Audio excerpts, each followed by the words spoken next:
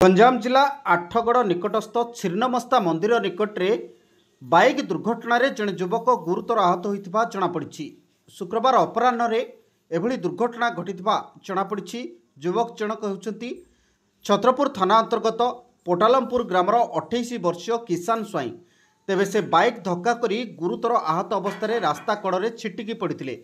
रास्तार जाउथिबा बेले भेजीपुट ग्रामर रुद्र नारायण बिशोई नामक जड़े युवक अन्य दुई जनक सहायतार उद्धार करी कोदला गोष्ठी स्वास्थ्य केन्द्र को आनिथिले।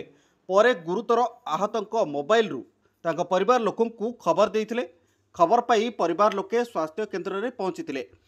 प्राथमिक चिकित्सा कराजिबा परे तांकर अवस्था गुरुतर रहितबारु 108 आंबुलांस जोगे तांको ब्रह्मपुर बड़ मेडिकल को स्थानांतरित करा जायछि। युवकंक मुंडरे गंभीर आघात लागिछि।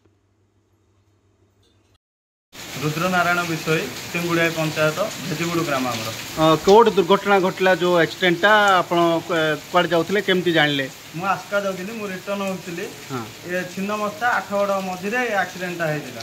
अच्छा ए लोक को आपण जानचंदी? नाय मु जानिनी। वर्तमान तांको परिवार को खबर देली ताम फोन फान कली तापर उठा उठी कलु तापर मेडिकल धरि आसिलु। मु आ मोर गोटे सहयोगी भी थिले आमे मिसी आसी आपको मेडिकल ट्रीटमेंट छाड़ू। अच्छा वर्तमान कोदलू कौटे आम स्टाफ कहले ड्रेसिंग कर फास्ट एंड मेडिसिन जहाँ माने ब्लीडिंग फ्लीडिंग नापी आम बांधी देलु तुम फास्ट क्लीनिंग करके कहले ब्रह्मपुर रेफर करने घर लोग आसते ब्रह्मपुर रेफर कले आम जीवरे।